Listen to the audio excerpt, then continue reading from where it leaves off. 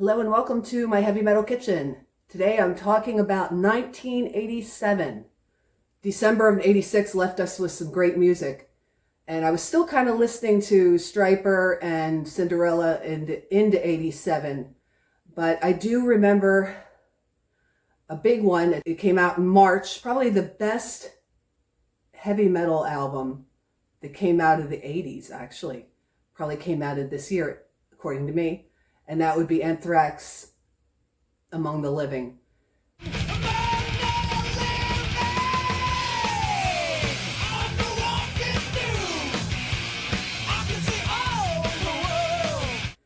Now, thrash metal really isn't my thing, but I do like this album a lot. Caught in a Mosh, Among the Living, I Am the Law.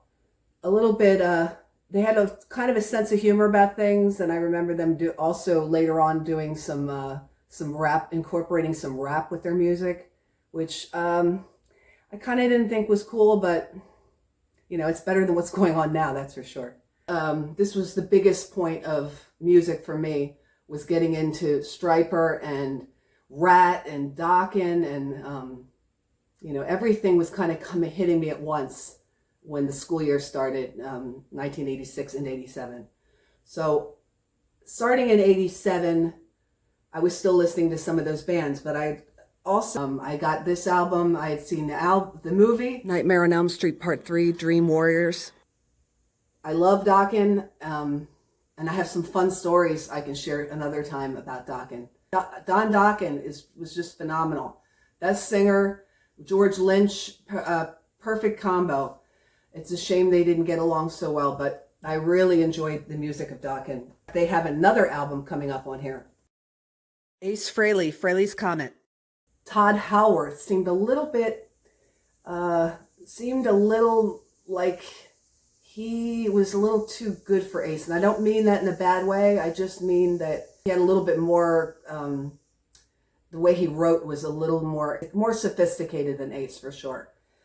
So that was a pretty cool group. John Reagan, Todd Howard, Anton Fig, and Ace. And one of my favorite songs from this album is Something Moved.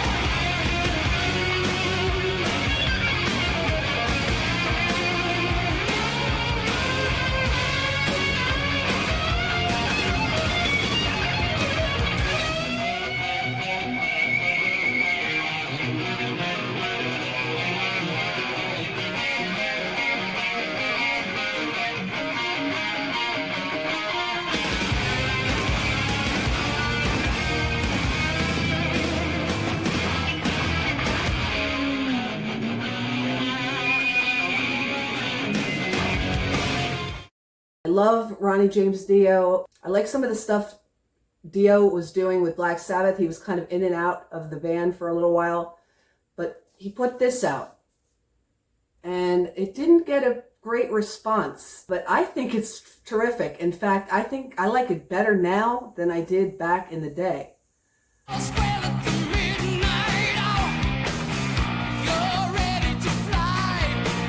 Sunset Superman, All the Fools Sailed Away. That's probably one of my favorites off here. I always found it interesting that Dream Evil sounded a little like Man on the Silver Mountain. Doesn't this sound like Man on the Silver Mountain?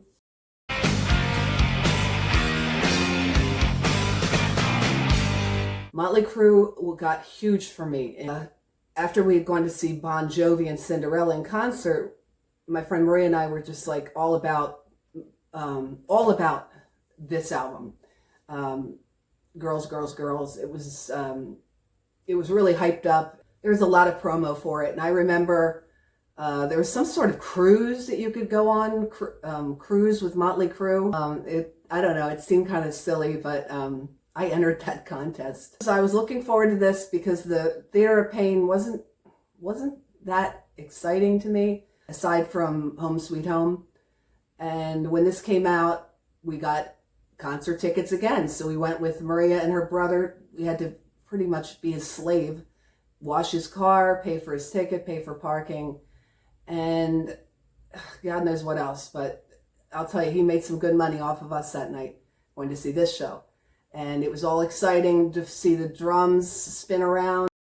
Here's Tommy's drum set from the tour, as well as my favorite from the album, Wild Side.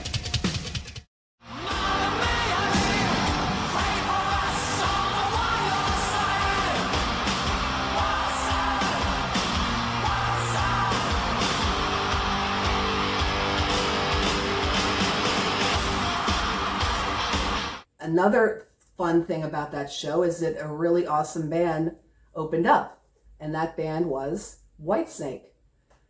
I love Whitesnake, and damn it, I can't find the album to read here, but I know a lot about it. My favorite song, probably one of my favorite songs of all time, is Still the Night, and for many reasons. And I know it gets knocked a lot because of the tie-in with Led Zeppelin, and yeah, it does sound like a few of their songs. I just love the song. I think he is the ultimate singer.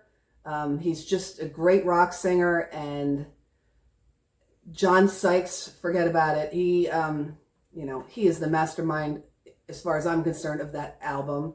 He and David. It's a shame they couldn't have worked together to do more.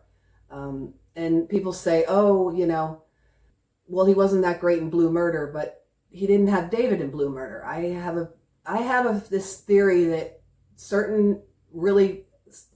there are certain musicians that may be considered greats, but if they don't have the right writing partner, maybe they're not so great. Maybe they can't do it. Think of John Lennon and Paul McCartney. They were great with each other.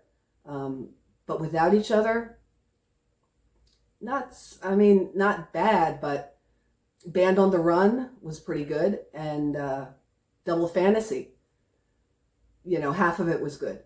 So I just think some musicians write better with others, certain pairs have that connection, have that way, and perhaps Coverdale and Sykes were that way.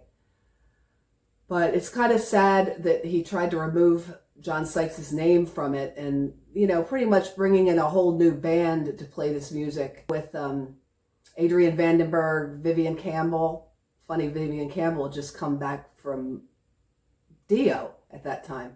So a little connection there. And Tommy Aldridge, great drummer, he joined him. So he had this super group and this super single that they had for Still the Night.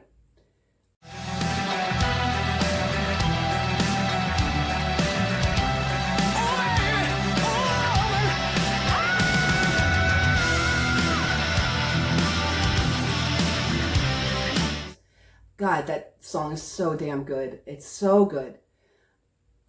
I could listen to that song, never get sick of it. That's how good it is and how much I like it. And I liked it back then. And in fact, I was so young, I didn't know what they were talking about. And obviously it's a very suggestive song, sexually suggestive song. And I remember the end when they kissed, and then he was being taken away to the sex police. And I still laugh about that. Because I was just like this 12-year-old thinking, what is the sex police, What is that all about? And I don't know if I want to be involved in that.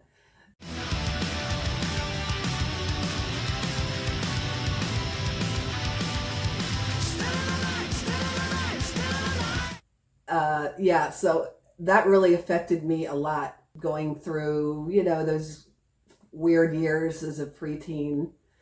But great memories, and I still love it just as much. Def Leppard. I remember it was just before we left for the beach, and they came out with the single Women, and I bought that album at Kmart, and I was just like, wow. A little bit over processed. It sounded a lot different than what I was listening to before. I could definitely hear something changed, and I wasn't quite sure if I liked it, but I did like the song Women, and I still like that song. Skin on skin.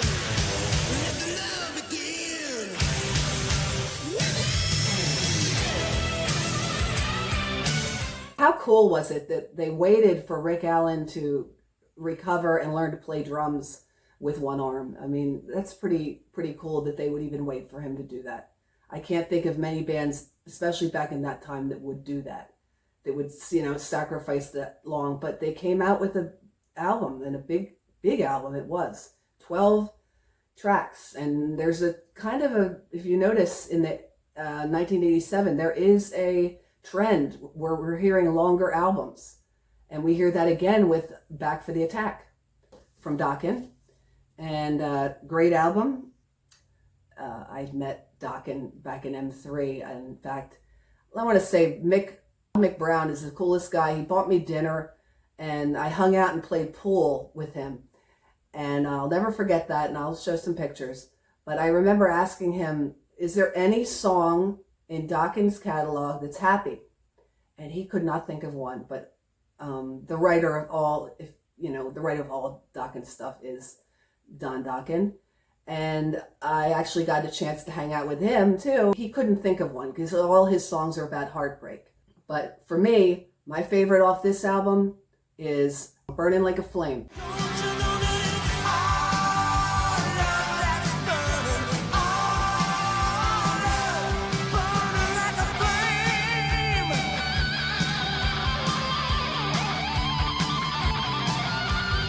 I just think it's a good album, but it's just a little too much and maybe a little too much filler.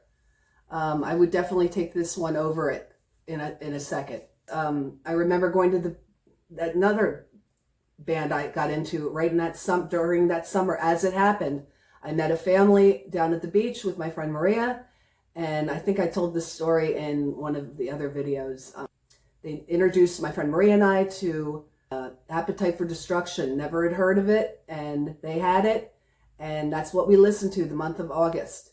And it was a great memory, and I love every single song. There's not much more I could say about it. Can't really pick one.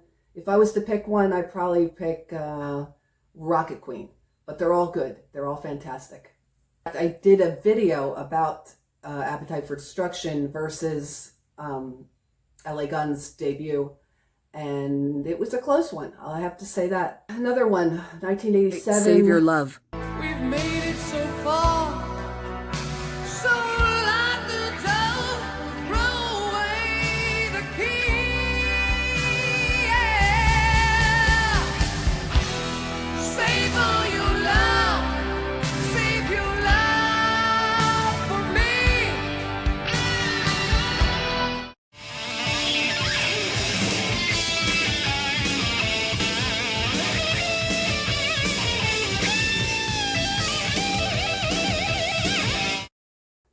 Yeah, lots of good stuff.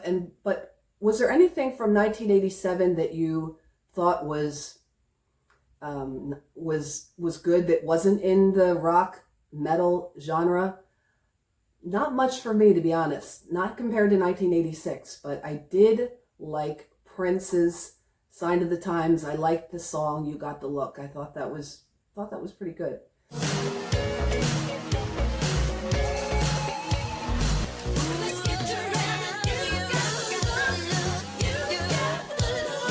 Guitar and that fur coat, only he could pull that off. And I also like Janet Jackson. I thought she was pretty good too. Control, and of course Michael Jackson's Bad. It was big, and I didn't really like that. I thought that was kind of weird. Other than that, I was listening to, the Dial MTV. That was kind of my thing. But there's also some good videos that came out in 1987, such as MLE Crew Uncensored. And that was a real interesting look behind it, especially for a fan, seeing what they did on their day-to-day and some background and some videos from earlier songs. And it was kind of goofy. But the one that I liked the most of all those home videos is Kiss Exposed. 1, 2, 3, 4, 5 steps to Paul Stanley's front door. And I have to laugh at, I'm just going to play a few things. Everyone has their funny moments of this video. I'll share the scenes I liked. scenes that were funny, and they went into Paul's room with all the naked chicks, and he's got all these naked women, and he's sitting there with a primate that's dressed up like Sonny Crockett. I think that was the chimp's name. Oh, you're up to my beauty sleep. Oh, sorry. Yeah. Listen, Sonny, come here. I want you to meet Sonny Crockett. It's my best friend. Only he doesn't know he's a monkey. Sonny, how are you? That was kind of weird, and as well as the cereal. And yes, we tried that. Secret ingredient? Root beer. Not milk. Root beer. It's the ultimate legal high. Sugar. Well, it is a natural food. It's made from roots. Natural roots. Bran flakes with fruit and root beer. We did try that. But the best part of that video was when they went up in the attic. This is where we keep stuff that we've acquired over the years. Let's put the lights on. We keep all the stuff. There's one of Gene's basses. There's a lot of stuff on the walls, artwork. This just got into the museum this year. This was retired after the last tour. This is the Tears Are Falling robe. It was also seen on the last tour, on the Asylum tour. That's a picture of Joseph Kiss Sr., who came up with the vision of Kiss in 1753. You know, what museum is he talking about? I had to laugh at that. Just ad-libbing was perfect. He didn't need a script. Gene really didn't really have much of a part in that home video, what I remember, but the only video I can say that I loved back then, besides all the classic Kiss, which is, for a Kiss fan, I'd never seen the Winterland shows, and so that was a real treat for me. And, you know, seeing them do Strutter and Deuce. What else did they do? They did the, you know, Ace's guitar solo and the Blood with Gene, and also they talked about the Rio concert and how big that was. And I remember there was a question in there, and maybe I'm in the wrong video, but they said, whatever happened to all the ex-members of Kiss? And I remember Gene saying they went to Kiss Heaven. They were at the band at the time. It looked good, but not all good things go, unfortunately. Something like that. Was that in that video, or was that in another one? I think that was in a Kiss Exposed, but correct me if I'm wrong, because I know the Kiss fans like to do that anyway. But yeah, I can't talk about Crazy Nights. It just wasn't very good. But yeah, 87 was a pretty good year. And I think that trend with the 12 songs that I was talking about earlier with Def Leppard, maybe it's they were copying off of that, because the following year there's quite a few bands I'm thinking about that had 12 songs. So I think that concludes 1987. Two movies I remember very well. 3: Spaceballs, Summer School, and Some Kind of Wonderful. 3 of them. I love those movies. Please share in the comments, what movies did you like and what was your favorite album in 1987? Home video, book, whatever. Share your thoughts and memories. I appreciate you all leaving such nice comments on 1986. I love to read that stuff, and at 1,000 subscribers now. But nothing's going to change. I have a real job, so this is just something fun I do. I'm not going to monetize or anything like that. So anyway, I hope you all have a great week, and take care, and be good, be nice, all that stuff. And I'll see you in the next video, 1988.